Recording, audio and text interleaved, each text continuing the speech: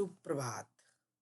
आजको टपिक आज एउटा टपिक लिएर उपस्थित भएछु। आजको टपिक हो जनसङ्ख्या व्यवस्थापन, बसाइसराई, शहरीकरण। टपिक सुरु गरौँ।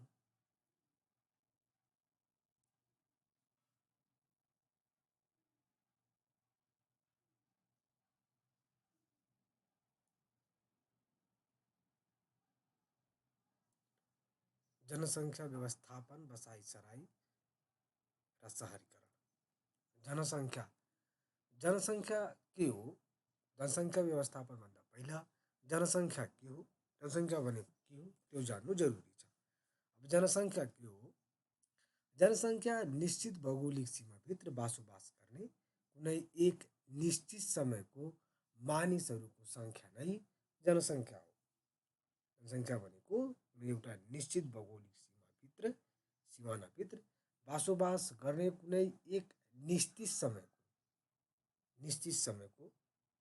मानिसहरूको सङ्ख्या नै जनसङ्ख्या हो। जनसङ्ख्या राज्यको प्रमुख पक्ष हो, प्रमुख तत्व हो। जनसङ्ख्या राज्यको प्रमुख तत्व हो। विकासका लागि चाहिने स्रोत मध्येको महत्त्वपूर्ण स्रोतको रूपमा रहेको जनसङ्ख्या विकासको प्रयोगकर्ता र परिचालक दुवै हो। जनसङ्ख्या के हो? विकासको प्रयोगकर्ता र परिचालक दुवै हो। जनताको प्रभावक तत्त्वहरूका रूपमा जन्म, बसाइसराई र मृत्युलाई लिइन्छ।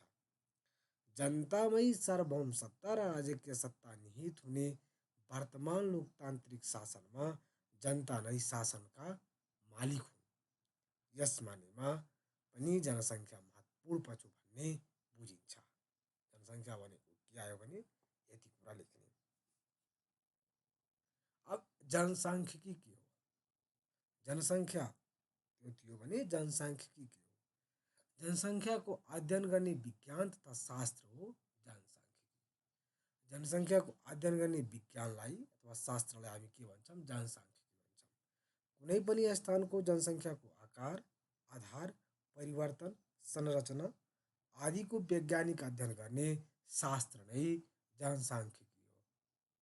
जनसङ्ख्याको वास्तविकताको अध्ययन खोज गरी जनसङ्ख्याको उचित व्यवस्थापनमा सघाउ पुर्याउने अध्ययनका रूपमा यसलाई अर्थाउन सान्दर्भिक हुन्छ। अब आउँछ जनसङ्ख्या व्यवस्थापन भनेको के हो? क्वेसन सोध्छ जनसङ्ख्या व्यवस्थापन भनेको के हो? जनसङ्ख्या व्यवस्थापन भनेको के हो? हेरौँ। देशमा उपलब्ध जनसङ्ख्यालाई राजनीतिक, आर्थिक, सामाजिक, सांस्कृतिक र वातावरणीय दृष्टिकोणले सुरक्षित र व्यवस्थित गर्दै त्यसको दिगो उपयोग गर्नेको लागि योजना गर्ने, सङ्गठन गर्ने, नियन्त्रण गर्ने र निर्देशन गर्ने पद्धतिलाई नै जनसङ्ख्या व्यवस्थापन भनिन्छ। के भन्यो? देशमा उपलब्ध जनसङ्ख्यालाई राजनीतिक, आर्थिक, सामाजिक, सांस्कृतिक र वातावरणीय दृष्टिकोणले सुरक्षित र व्यवस्थित गर्दै त्यसको दिगो उपयोग गर्नको लागि योजना गर्ने, सङ्गठन गर्ने, नियन्त्रण गर्ने र निर्देशन गर्ने पद्धतिलाई नै हामी जनसङ्ख्या व्यवस्थापन भन्छौँ। पपुलेसन म्यानेजमेन्ट जनसाङ्ख्यिकी संरचनालाई सुव्यवस्थित गर्ने, जनसङ्ख्याको रणनीतिक व्यवस्थापन गर्ने कार्य नै जनसङ्ख्या व्यवस्थापन हो। प्राकृतिक स्रोत र साधनको वितरण अनुसार जनसङ्ख्यालाई सही रूपमा वितरण तथा नियन्त्रण गर्ने कार्य हो जनसङ्ख्या व्यवस्थापन। कुनै पनि देशको इको पावर, ह्युमन पावर र टेक्नो पावरलाई सञ्चालन गर्न जनसङ्ख्या व्यवस्थापन अत्यन्त जरुरी हुन्छ। कुनै पनि देशको इको पावर, ह्युमन पावर र टेक्नो पावरलाई सञ्चालन गर्न जनसङ्ख्या व्यवस्थापन अत्यन्त जरुरी हुन्छ।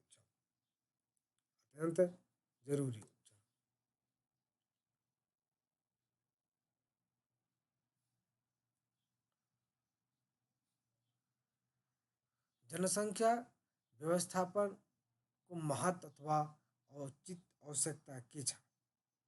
जनसङ्ख्या व्यवस्थापनको महत्त्व जनसङ्ख्या व्यवस्थापनको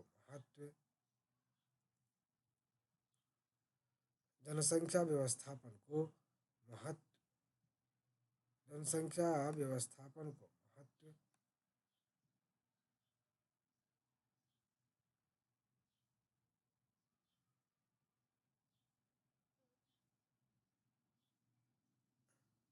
जनसङ्ख्या जनसङ्ख्या व्यवस्थापनको महत्त्व आवश्यकता वा औचित्यता के छ यसको के छ सोध्यो भने जनसङ्ख्या व्यवस्थापनको महत्त्व आवश्यकता औचित्यता हेर्ने हो भने विकास वातावरण जनसङ्ख्याको वितरण बीच उचित सन्तुलन मिलाउने जनसङ्ख्या व्यवस्थापन किन जरुरी छ आवश्यकता यसको किन छ योजनाबद्ध विकासको खाका कोर्ने देशमा उपलब्ध जनशक्तिलाई देश विकासमा अधिकतम उपयोग गर्ने जन्म मृत्यु बसाइ सराई विवाह सम्बन्ध विभेद जस्ता पञ्जीकरण चुस्त दुरुस्त राख्ने जोखिमपूर्ण बसोबासलाई विस्थापन गरी सुरक्षित तथा एकीकृत प्रणाली कायम गर्न पूर्वाधार विकासलाई जनसङ्ख्याको संरचना अनुसार कायम गर्ने प्राकृतिक स्रोत साधनको वैज्ञानिक ढङ्गले अधिकतम सदुपयोग गर्ने जनसङ्ख्या शिक्षा जनसङ्ख्या शिक्षा जनसङ्ख्या नियन्त्रण सम्बन्धी कार्यक्रमहरू सञ्चालन गर्ने देशको आर्थिक वृद्धि आर्थिक विकास मार्फत समृद्धि हासिल गर्ने देशमा व्यापक गरिबी बेरोजगारी तथा असमानताको अन्त गर्नको लागि जनसङ्ख्या व्यवस्थापनको महत्त्व र आवश्यकता अथवा औचित्यता देखिन्छ अब जनसङ्ख्या नेपालको जनसङ्ख्या वृद्धिका कारण नेपालमा जनसङ्ख्या किन बढिरहेको छ क्वेसन सोध्यो भने गरिबी पहिलो कुरा गरिबी आइहाल्छ धेरै हात धेरै काम धेरै आर्जन छैन यो पनि सोच छ एउटा कि धेरै हात हुन्छ धेरै काम हुन्छ र धेरै आर्जन हुन्छ भन्ने यो पनि कारण छ बाल विवाह बहुविवाह अझै पनि कायमै रहनु बाल विवाह अझै बहुविवाह अझै पनि कायम एउटा दुईटा तिनटा चारटा समिति छन् संयुक्त संयुक्त परिवार प्रणाली सन्तान हुर्काउन सहज हुनु संयुक्त परिवार प्रणाली छ जहाँ सन्तान हुर्काउनलाई सहजता छ जन्म दर र मृत्यु दरमा समानता छ मृत्युको तुलनामा जन्म दर उच्च छ मान्छेको एकजनाको मृत्यु हुन्छ भने 10 जना जन्मिरहेछन् यही हो मृत्यु दरको तुलनामा जन्म दर उच्च हुनु धार्मिक तथा सामाजिक मान्यता यो एकदम प्रमुख यो पनि एउटा कारण हो छोरा नभइकन जबसम्म छोरी जन्मिन्छ तबसम्म जन्माउने गर्छन् त्यही क्रममा 4-5वटा छोरी भइहाल्छन् छोराको चाहना हुँदा यो छोराको चाहना शिक्षा तथा चेतनाको अभाव छ परिवार नियोजन सम्बन्धी सामग्रीहरूको अभाव छ परिवार नियोजन सामग्रीहरूको अभाव त छँदैछ तर यसो डाटा हेर्ने हो भने 100 करोड बराबरको के अरे सामग्रीहरू अब आयात भएका छन् परिवार नियोजनका साधनको प्रयोगप्रति उपेक्षा शरणार्थीहरूको आगमन बढेर जानु जनसङ्ख्या नीतिको कम प्रभाव गर्भपातप्रतिको अज्ञानता र गलत बुझाइ जनसङ्ख्या नियन्त्रण सम्बन्धी भएका नीति तथा योजनाहरूको प्रभावकारी कार्यान्वयन हुन नसक्नु खुल्ला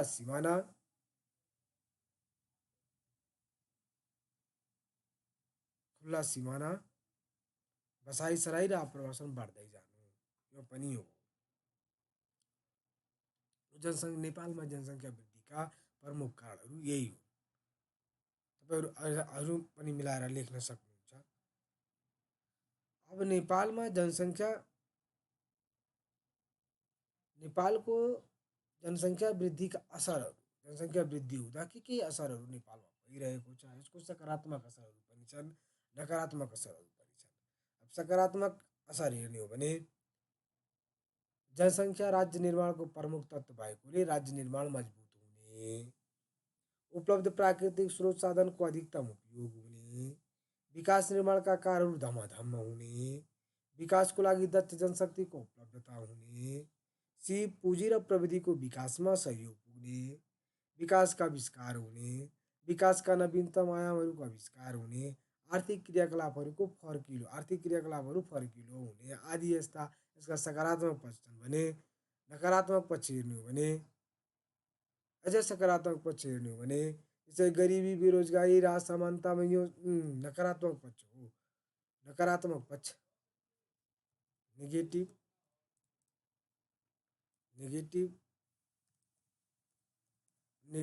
इफेक्ट नेगेटिभ असर गरिबी बेरोजगारी असमानता बढेर जानु गरिबी बेरोजगारी र असमानतामा वृद्धि हुनु प्राकृतिक स्रोत साधनको अधिकतम दोहन हुनु, सार्वजनिक सेवा प्रवाहमा अधिकतम चाप पर्ने हुँदा कठिनाइ हुने, अव्यवस्थित बसोबास, अव्यवस्थित सहरीकरण हुन्छ, सामाजिक असुरक्षा, विकृति र सामाजिक अपराधमा वृद्धि हुँदै गर्छ, वातावरणीय प्रदूषणमा वृद्धि हुन्छ, आश्रित जनसङ्ख्यामा वृद्धि हुने, खाद्यान्नको अभावमा कुपोषणको समस्या बढ्ने आदि कुरा देखिन्छ। र यसको नकारात्मक इफेक्ट भने यस सकारात्मक र नकारात्मक इफेक्ट दुईटा लेख्ने। जनसङ्ख्या वृद्धि क्वेसन आयो जनसङ्ख्या वृद्धिका असरहरू लेख्न भन्यो भने अब जनसङ्ख्या वृद्धिका सकारात्मक पक्ष पनि लेख्ने, जनसङ्ख्या वृद्धिका नकारात्मक पक्ष पनि लेख्ने, इफेक्टिभ हुन्छ। अब अर्को जनसङ्ख्या व्यवस्थापनमा के चुनौतीहरू छ? जनसङ्ख्या व्यवस्थापनको चुनौतीहरू हेर्ने हो भने राष्ट्रिय नीति तथा कार्यक्रमहरू तर्जुमा गर्दा जनसङ्ख्यिकी सूचक र आर्थिक तथा भौतिक विकासका सूचकहरू बीच तादात्म्यता तथा सन्तुलन कायम गर्नु यो एउटा चुनौती हो।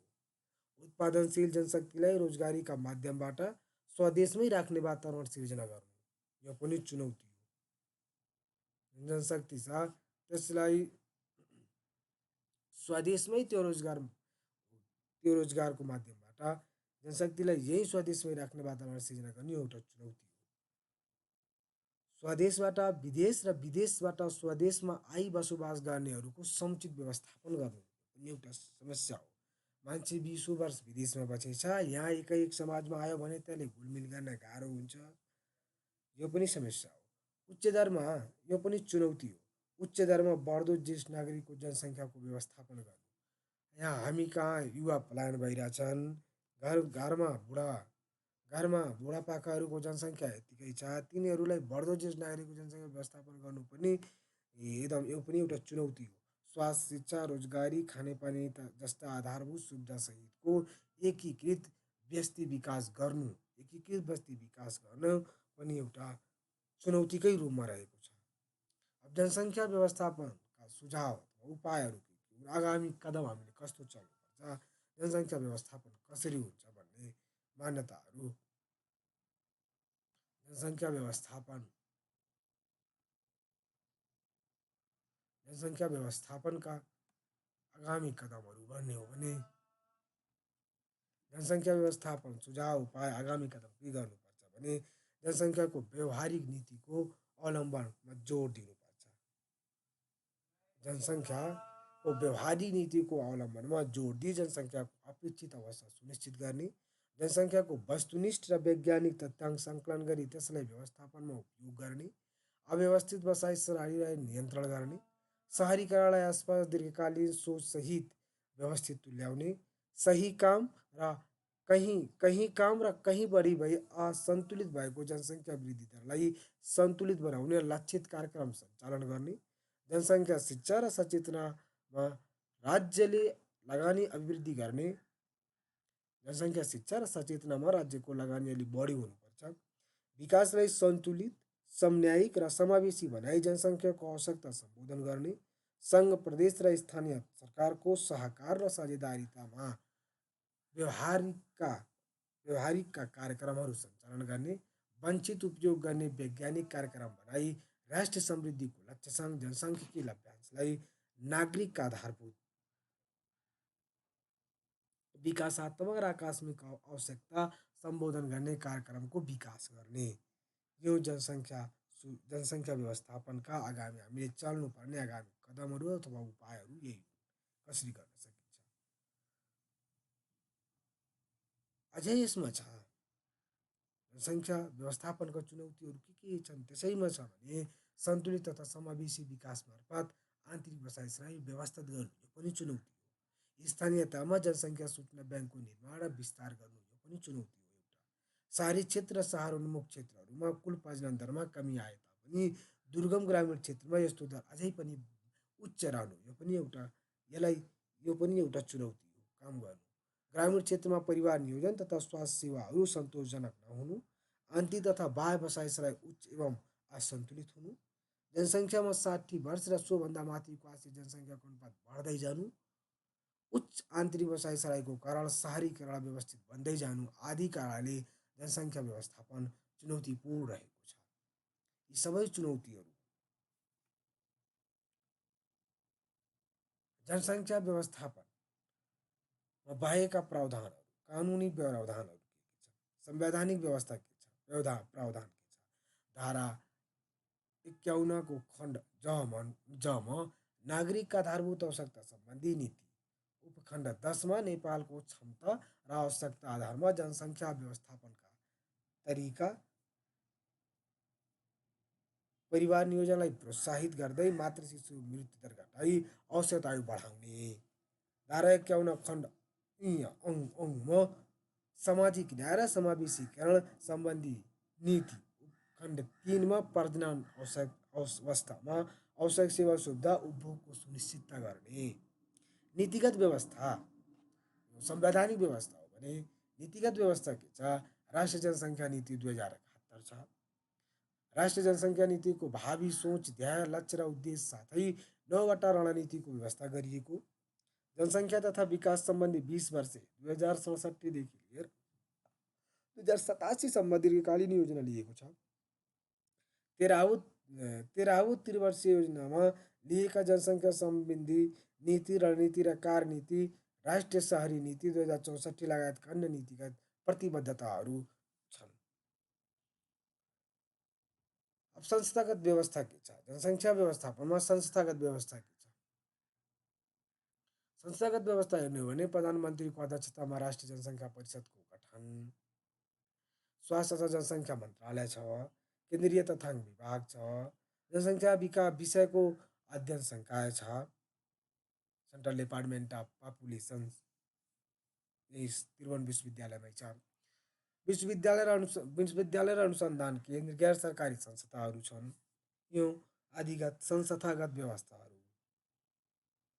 अर्को अब हेर्ने हो भने बसाइसराई। बसाइसराई के हो? बसाइसराई मानिस बसाइसराई भनेको के हो? क्वेसन सोध्छ, बसाइसराई भनेको के हो? यसको डिफिनेसन कसरी लेख्ने भने मानिसहरू राजनीतिक, आर्थिक, सामाजिक, सांस्कृतिक, वातावरणीय आदिको कारण आफ्नो निवास स्थान छोडेर अन्यत्र गई बसोबास गर्ने प्रक्रियालाई हामी के भन्छौँ? बसाइसराई भन्छौँ। बसाइसराई भन्छौँ, त्यही हो बसाइसराई भनिन्छ।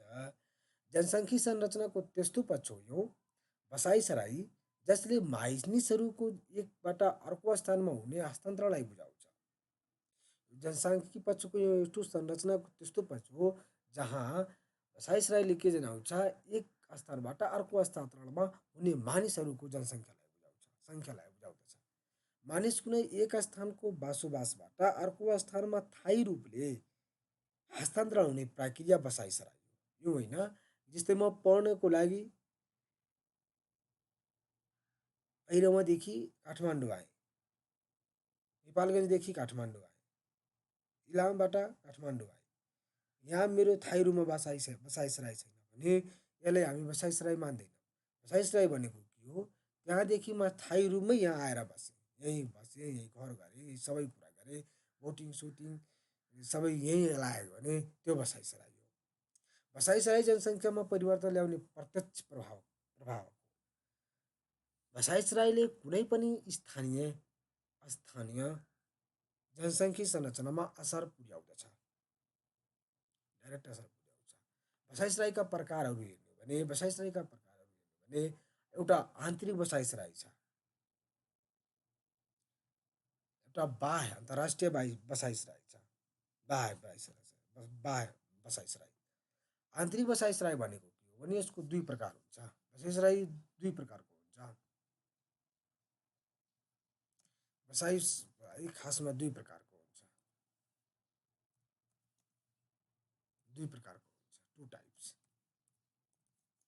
To types. एउटा भनेको आन्तरिक बसाइसराई। आन्तरिक बसाइसराई भनेको के हो? देशको भौगोलिक सीमाभित्र एक ठाउँबाट अर्को ठाउँमा बसाइसराई सार्ने प्रक्रियालाई आन्तरिक बसाइसराई भनिन्छ। जस्तै खोटाङबाटमा काठमाडौँ आए, इलामबाटमा काठमाडौँ आए, उता सुदूरपश्चिम नेपालगञ्जतिरबाट म पोखरा आएँ, आन्तरिक बसाइसराई हो। एक ग्रामीण क्षेत्रबाट अर्को ग्रामीण क्षेत्रमा हुने बसाइसराई। एउटा गाउँपालिका, एउटा स्थानीयता छोडेर अर्को स्थानीयतामा बसाइसराई गर्नेलाई हामी आन्तरिक बसाइसराई भन्छौँ। ग्रामीण क्षेत्रबाट शहरी क्षेत्रमा हुने वा शहरी क्षेत्रबाट ग्रामीण क्षेत्रमा हुने बसाइसराई। जस्तै कोही गाउँबाट शहरमा आउँछ, कोही शहरबाट गाउँमा जान्छ, यसलाई हामी आन्तरिक बसाइसराई भन्छौँ। हिमाली क्षेत्रबाट पहाडी र तराई क्षेत्रमा पहाडी क्षेत्रबाट तराई क्षेत्रबाट पहाडी र हिमाली क्षेत्रमा जानु यो आन्तरिक बसाइसराईभित्र पर्छ। नेपालमा आन्तरिक बसाइसराईलाई पनि दुई भागमा बाँड्न सकिन्छ, दुई भागमा बाँडिएको छ। एउटा स्थानीय बसाइसराई, अर्को अन्तर्प्रदेशी बसाइसराई। स्थानीय बसाइसराई भनेको के हो? गाउँबाट शहर, गाउँबाट गाउँ, शहरबाट शहर, शहरबाट गाउँ आदिलाई हामी स्थानीय बसाइसराई भन्छौँ भने अन्तर्प्रदेशी बसाइसराई भनेको के हो भने हिमालबाट पहाड, पहाडबाट तराई, पहाडबाट पहाड, एक प्रदेशबाट अर्को प्रदेश आदि यस भने आन्तरिक बसाइसराई अन्तर्गत पर्दछन्। आन्तरिक बसाइसराईकै प्रकारमा एउटा आन्तरिक बसाइसराई थियो भने एउटा अन्तर्राष्ट्रिय बसाइसराई छ। अन्तर्राष्ट्रिय बसाइसराई हेर्नु भने बसाइसराईकै प्रकारमा आन्तरिक भयो, अन्तर्राष्ट्रिय बसाइसराई भयो। अन्तर्राष्ट्रिय बसाइसराई भनेको कुनै एक राष्ट्रबाट अर्को राष्ट्रमा मानिस हस्तान्तरण हुने कारणै बाह्य बसाइसराई हो अथवा अन्तर्राष्ट्रिय बसाइसराई हो। यसलाई पनि दुई भागमा बाँड्न सकिन्छ। एउटा प्रवासन इमिग्रेसन, आफ्नो मुलुकको भौगोलिक सिमाना पार गरेर अर्को मुलुकमा बसाइसराई गर्ने प्रक्रियालाई प्रवासन भनिन्छ। जस्तै नेपालीहरू अमेरिका गएर बस्नु, चाइना गएर बस्नु, क्यानाडा गएर बस्नु, इन्डियामा गएर बस्नु, यो भनेको प्रवासन हो। अप्रवासन भनेको इमाइग्रेसन भनेको के भने अन्य मुलुकबाट आफ्नो मुलुकको भौगोलिक सीमाभित्र बसाइसराई गरेर आउने प्रक्रियालाई अप्रवासन भनिन्छ। जस्तै भारतीयहरू नेपालमा आएर बसोबास गर्ने, भुटानी शरणार्थीहरू नेपालमा आएर बसोबास गर्ने, केही अमेरिकीहरू आएर नेपालमा बसोबास गर्ने, चाइनिजहरू आएर नेपालमा बसोबास गर्ने, यो सबै अन्तर्राष्ट्रिय बसाइसराईको अप्रवासनभित्र पर्ने बसाइसराई हो भने प्रवासन भनेको आफ्नो देश छोडेर अर्को देशमा जाने, अप्रवासन भनेको अर्को देशबाट मेरो आफ्नो देशमा आउनेलाई अप्रवासन भनिन्छ। बसाइसराईका कारण हेर्ने हो भने बसाइसराई गर्नुको कारणहरू के छ? यसको एउटा विकर्षण तत्त्व छ भने पुश फ्याक्टर छ भने एउटा आकर्षक पुल फ्याक्टर छ। बसाइसराईका कारण हामी लेख्ने हो भने एक लाइन हामी यसरी लेख्ने, मानिस गतिशील प्राणी भएकोले आफ्नो लक्ष्य, उद्देश्य, आवश्यकता प्राप्तिको लागि एक स्थानबाट अर्को स्थानमा बसाइसराईको प्रक्रियामा जान्छ। विकर्षक तत्त्व पुश फ्याक्टर हेर्ने हो भने राजनीतिक तत्त्व, द्वन्द्व, धम्की, राजनीतिक अस्थिरता, असुरक्षा आदि यो भनेको उसको विकर्षक तत्त्व। आर्थिक तत्त्वको कुरा पनि हुन्छ, बेरोजगारी, बजार अभाव, व्यापार व्यवसायको अभाव आदि कुरा आदि अभावहरू विकर्षक तत्त्व हुन्छ। सामाजिक तत्त्व छ, शिक्षा, सामाजिक तत्त्वमा के पर्छ? शिक्षा, स्वास्थ्य, खानेपानी, सरसफाइको उचित प्रबन्ध नहुनुले गर्दा पनि मान्छे बसाइसराई गर्छ। प्राकृतिक तत्त्व छ, भूक्षय, भूकम्प, बाढी पहिरो, मरुभूमि आदिले गर्दा पनि मान्छे बसाइसराई गर्छ। यो यसको विकर्षक तत्त्वहरू। यही कुरा भएन भने त्यो आफ्नै ठाउँमा बस्छ। वातावरणीय तत्त्व, वातावरण प्रदूषण, फोहोर मैला व्यवस्थापन, वन जङ्गलको विनाश, जलवायु परिवर्तनका असरहरू बढेर जानु यो पनि विकर्षक तत्त्व हो। जनसङ्ख्या वृद्धि, सेवा प्रवाहमा कठिनाइ, खाद्यान्नको अभाव, कष्टकर ग्रामीण जीवन, मनोरञ्जनको स्थान अभाव आदि यो सबै राजनीतिक तत्त्वमा यो राजनीतिक, बेरोजगारी, आर्थिक तत्त्व, सामाजिक तत्त्व, प्राकृतिक तत्त्व, जलवायु परिवर्तन यी सबै यसका विकर्षक तत्त्वहरू बसाइसराई गर्नुको यो विकर्षक तत्त्व भने किन मान्छे आफ्नो ठाउँ छोडेर अन्यत्र जान्छ? बसाइसराईकै आकर्षक तत्त्व हेर्ने हो भने बसाइसराईका कारणमा एउटा विकर्षक तत्त्व थियो, किन गर्दछन्, किन छोडेर एक ठाउँबाट अर्को ठाउँमा जान्छन्। विकर्षक तत्त्व थियो भने आकर्षक तत्त्व थियो, आर्थिक तत्त्व, रोजगारका अवसर, व्यापार व्यवसाय, उद्योग कारखाना सञ्चालन, आर्थिक आयोजनका क्रियाकलापहरूमा वृद्धि आदिले गर्दा मान्छे बसाइसराई गर्छ। सामाजिक तत्त्व, गुणस्तरीय शिक्षा, स्वास्थ्य, खानेपानी, सरसफाइको उपलब्धता जहाँ हुन्छ त्यहाँ मान्छे बसाइसराई गर्छ। प्राकृतिक तत्त्व, भूक्षय, बाढी, पहिरो, खडेरी आदिको कम प्रभाव रहेको क्षेत्रमा। राजनीतिक तत्त्व, शान्ति सुरक्षा, राजनीतिक स्वतन्त्रता आदि हो।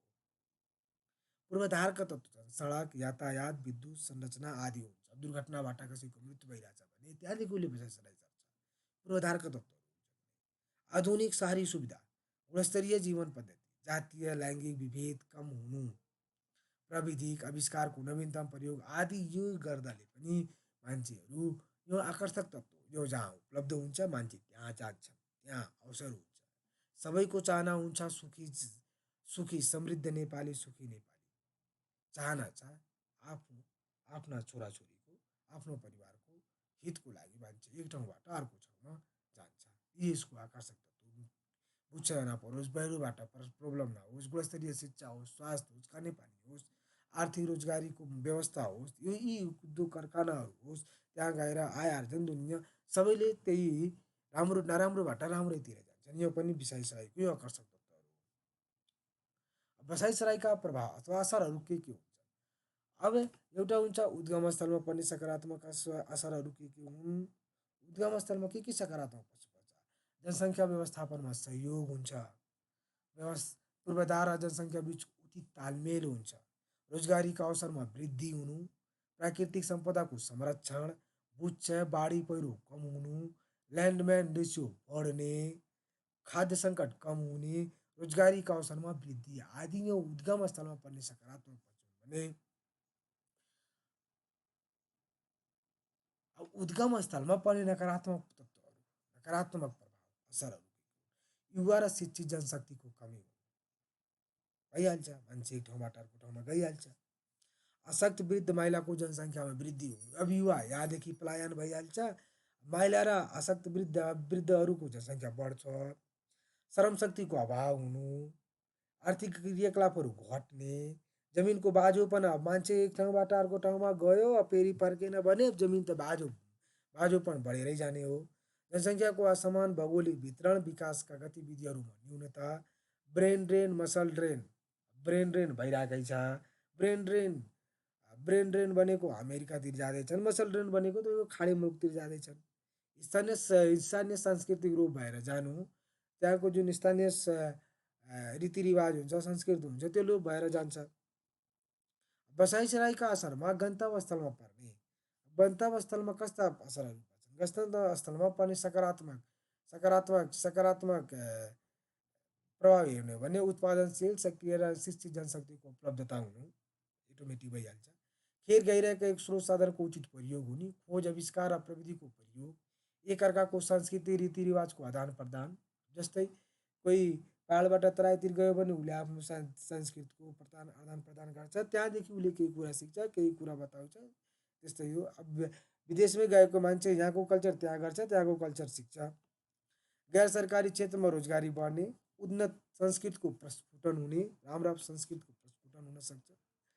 नयाँ विचार ज्ञान सिपको आदान प्रदान, आर्थिक गतिविधिहरू बढेर जाने, बहुआयामिक समाजको निर्माण हुने, औद्योगिकीकरण, व्यवसायीकरण, शहरीकरणमा तीव्रता आउने आदि कुराहरू हुन्छन्।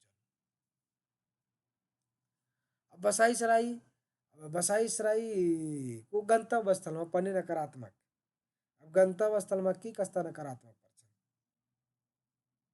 अस्वस्थ प्रतिस्पर्धा र अस्वस्थ प्रतिस्पर्धा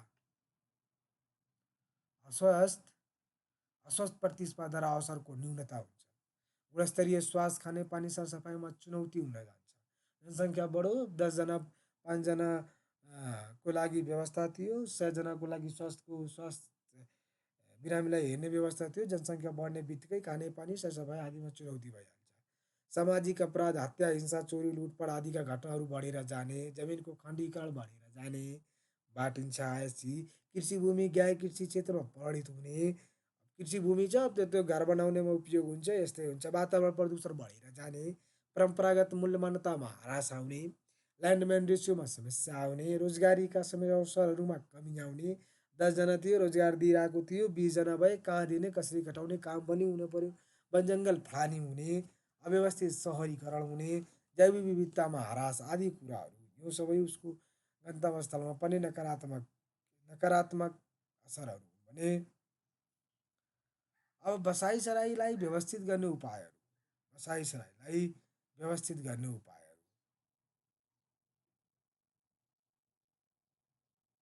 बसाइसराईलाई व्यवस्थित गर्ने उपायहरू,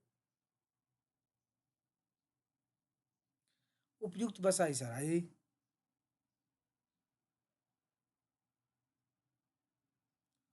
उपयुक्त बसाइसराई सम्बन्धी नीतिको प्रबन्ध गर्ने,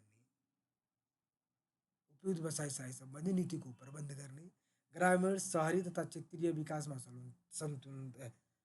सन्तुलनता ल्याउने, ग्रामीणमा पनि त्यस्तो विकास गर्ने, सहरमा र क्षेत्रीय सबै ठाउँमा एक रूपले विकास गर्नुपर्छ। खुल्ला सिमाना नियन्त्रण गर्ने, औद्योगिकीकरण अवसरको विकेन्द्रीकरण गर्ने, उपयुक्त गणना बिना एक प्रदेशबाट अर्को प्रदेशमा बसाइसराई दुस्साहन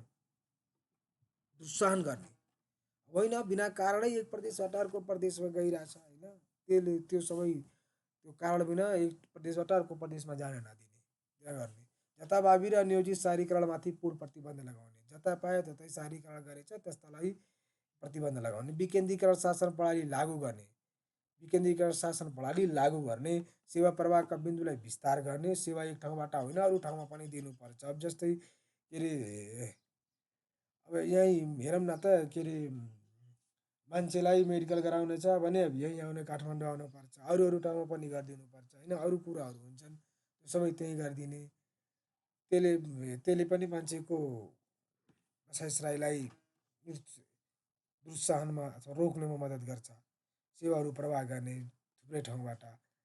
अनि सुरक्षित एकीकृत बसोबास नीति अवलम्बन गर्ने, ग्रामीण सहरी तथा क्षेत्रीय विकासमा सन्तुलन ल्याउने भइगयो, सबै स्थानमा शान्ति सुरक्षा र सुव्यवस्था कायम गर्ने। अब होइन शान्ति सुव्यवस्था यो अब सरकारले हेर्ने हो, यो सबै ठाउँमा शान्ति सुरक्षा र सुव्यवस्था कायम गर्ने, सबै क्षेत्रमा शिक्षा स्वास्थ्य यातायात जस्ता पूर्वाधारको सन्तुलित विकास गर्ने, रोजगारीको अवसर गर्ने।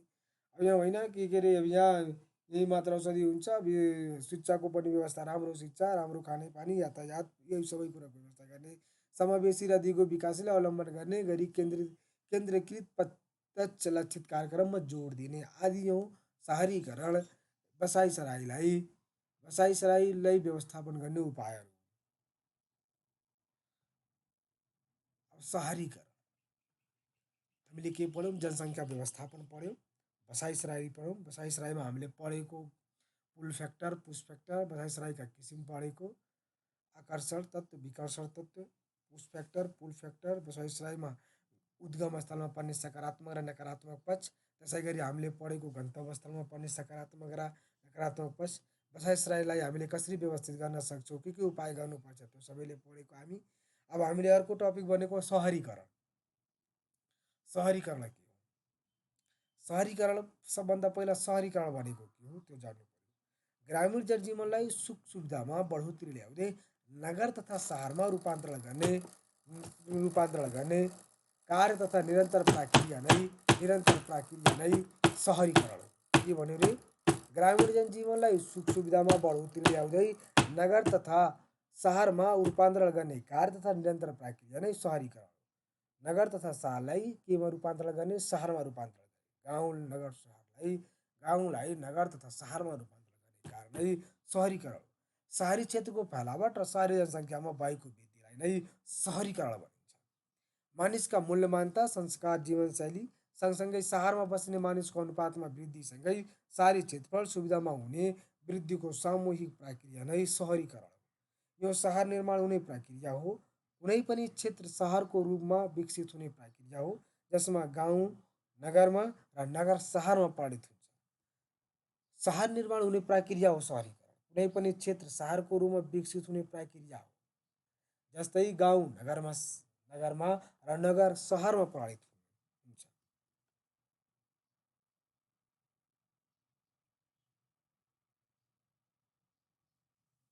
अब नेपालमा तीव्र सहरीकरणका कारणहरू भन्ने हो भने नेपालमा तीव्र सहरीकरणका कारणहरू के छन्? विगतको हामीले हेर्ने हो भने विगतको डाटा यस्तो हेर्ने हो भने ६५ वर्षको अवधिमा सहरी जनसङ्ख्याको जुन गणना थियो, अब छ्याटोमा भनौँ न त छ्याटोमा 2.9% थियो होइन। अब त्यसै गरी पहिला यति थियो, छ्याटोमा 3 पोइन्ट यति भयो होइन। त्यसै गरी के अरे 7औँमा 4%, 8औँमा 6.4%, 9औँमा 9.2%, 10औँमा 13.9% होइन, 13.9%। अनि त्यसपछि 11औँमा भनौँ न त 11मा 17.09% थियो रहेकोमा एकैचोटि भनौँ न त 15औँ योजनासम्म आइपुग्दा 62.2%मा पुगेको छ। हुनुको कारण के हो? त्यो भनेको गाउँ के अरे नगरपालिकामा बढोत्तरी गर्यो। नगरपालिकामा बढोत्तरी गर्ने बित्तिकै जनसङ्ख्या उत्तै बढेर गयो। अब सरकारले नगरपालिका घोषणा गर्ने नीति लिनु, नगरपालिका नीतिले घोषणा गरिदिएको छ, नीति लिएको छ। त्यसले शहरीकरणमा जनसङ्ख्या तीव्र रूपमा भयो। आधुनिक शहरी जीवनप्रतिको आकर्षण बढेर जानु, मान्छेको सहरप्रतिको आकर्षण एकदम बढेर जानु हो। आर्थिक वृद्धि र आर्थिक विकासको परिचायक सहर हुनु। आर्थिक जुन विकास छ, जुन वृद्धि छ, त्यो विकास भनेको सहरबाटै हुने गर्छ कि आर्थिक विकास र वृद्धि। शिक्षा, स्वास्थ्य, मनोरञ्जनका सेवाहरूमा वृद्धि हुनु। अब शिक्षा पनि छ, स्वास्थ्य पनि छ, मनोरञ्जनका अरू सेवा सुविधाहरू सहरमा उपस्थित भएकोले गर्दा पनि शहरीकरणमा विकास हुनु। ग्रामीण ग्रामीण गरिबका कारण शहरी क्षेत्रमा अवसरको अभिलाषा हुनु। ग्रामीण मान्छे गाउँमा बसेछ, अब त्यहाँ उसको अरू अब यो आर्थिक विकास, आर्थिक वृद्धि, अरू स्वास्थ्य सबैको अवसर छैन। उसको अभिलाषा के छ, मेरो अभिलाषा त्यहाँ गयो भने मेरो अभिलाषाहरू पूर्ण हुन्छन् भनेर पनि शहरीकरणमा परिणत भइरहेको छ। अब अर्को अब त्यही हो तीव्रका कारणहरू किन भइरहेको छ। विकासका प्रतिफल वितरण, ग्रामीण क्षेत्रको उपेक्षा, सहरमा रोजगारीका अवसरहरू सम्भावनाहरू रहनु। अब गाउँमा रोजगारीको अवसर छैन, सहरमा रोजगारीको अवसर हुन्छ भनेर आउनु। विद्युत, यातायात, सडक, खानेपानी, सञ्चार जस्ता सहर पूर्वाधारहरू विकास हुनु।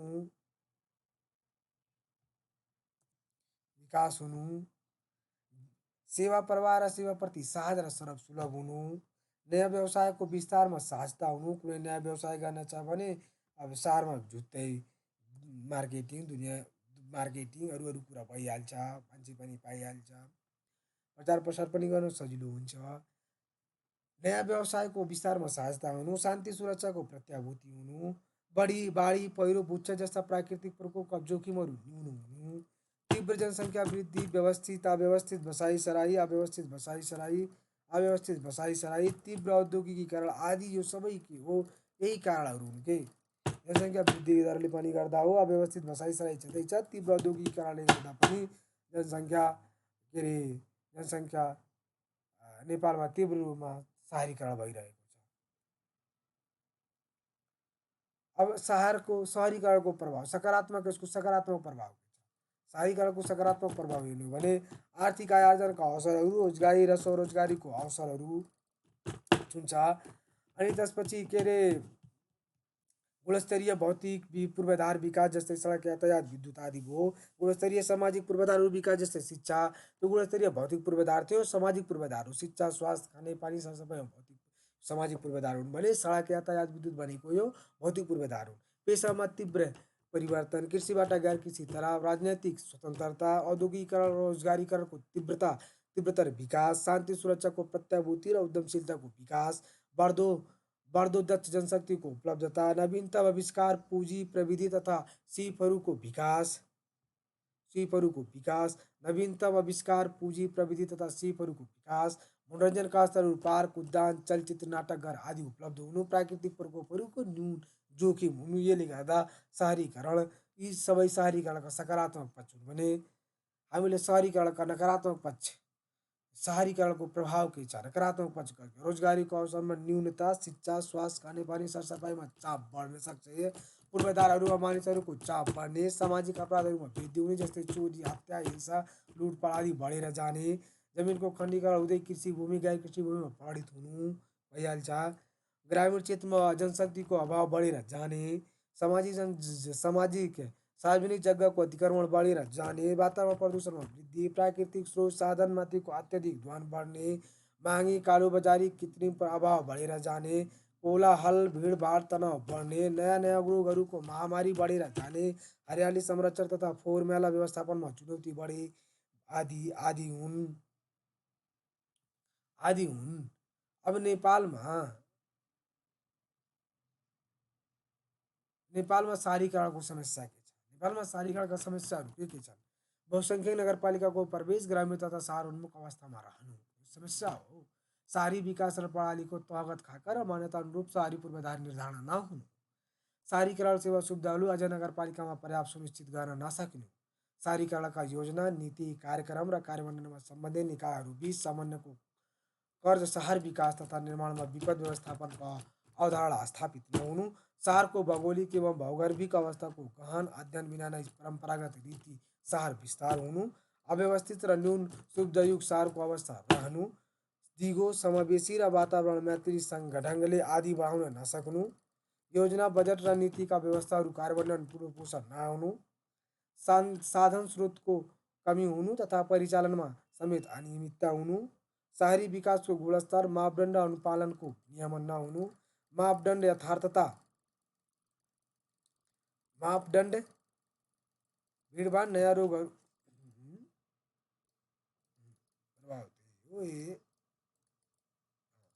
शहरी शहरी विकासको अनुपालनको नियम नहुनु, मापदण्ड यथार्थता तथा व्यवहारिकता नहेरिकन नगरमा घोषणा गरिदिने, शहरमा घोषणा गरिदिने, केही छैन, मापदण्ड केही छैन, व्यवहारिकता केही छैन, बस त्यस्तै जे पाए त्यही गरिदिने। अब आउँछ यो शहरीकरणलाई व्यवस्थित गर्ने उपायहरू। शहरीकरणलाई व्यवस्थित गर्ने उपाय हामीले उपयुक्त शहरी आवास र बसोबास नीति अवलम्बन गर्ने, विकेन्द्रीकरणको सिद्धान्त अवलम्बन गर्ने, साथै सेवा, नदी किनार र अन्य स्थानहरूमा सार्वजनिक जग्गाको अतिक्रमण रोक्ने, हरित सहरको अवधारणामा अवलम्बन गर्ने, जस्तै पार्क, उद्यानहरू, हरित सडक आदि कुराहरू, वातावरण दिगो विकासमा जोड दिने, पूर्वाधार विकासको आधार खडा गर्ने, सहकारी सेवा र सुविधाको विकास गर्ने, विस्तार र पहुँचमा वृद्धि गर्ने, शान्ति सुरक्षा र सुव्यवस्था मिलाउने, मापदण्ड र व्यवहारिकता हेर्ने, नगर सहर घोषणा गर्ने, त्यो सबै कुरेर मापदण्ड हेरेर, सुव्यवस्था हेरेर, शान्ति सुरक्षा हेरेर, व्यवहारिकता हेरेर मात्र सहर र नगर घोषणा गर्ने। अब शहरीकरण अब त्यही सन्तुलित र समावेशी विकासमा जोड दिने, अनियन्त्रित बसाइँ नियमन गर्ने, तिनै ताको जुन समन्वयात्मकता सहकारमा जोड दिने, एकीकृत शहरी पूर्वाधार विकास र शहरी सेवा प्रभावमा शहरी सुशासन गर्ने, कार्पोरेट सोसल रेस्पोन्सिबिलिटी मार्फत कार्पोरेटको पनि सोसल रेस्पोन्सिबिलिटी हुन्छ नि त, मार्फत वातावरण संरक्षणको अभियान सञ्चालन गर्ने, फोहोर व्यवस्थापनको उचित प्रबन्ध गर्ने, वातावरणीय प्रदूषण न्यूनीकरणमा जोड दिने, खुल्ला क्षेत्रमा कम्तीमा 30% कायम गर्ने, यो 30% खुल्ला हुनुपर्छ, उद्योग कल कारखाना मानवीय बस्तीबाट टाढा स्थापना गर्ने, सार्वजनिक सेवा प्रवाह गर्ने बिन्दुहरू बढाउने आदि यो शहरीकरणलाई व्यवस्थित गर्ने उपायहरू हुन्। अर्को पटक अर्को विषय अर्को टपिक लिएर उपस्थित हुनेछौँ। हस्, आजलाई यति, धन्यवाद।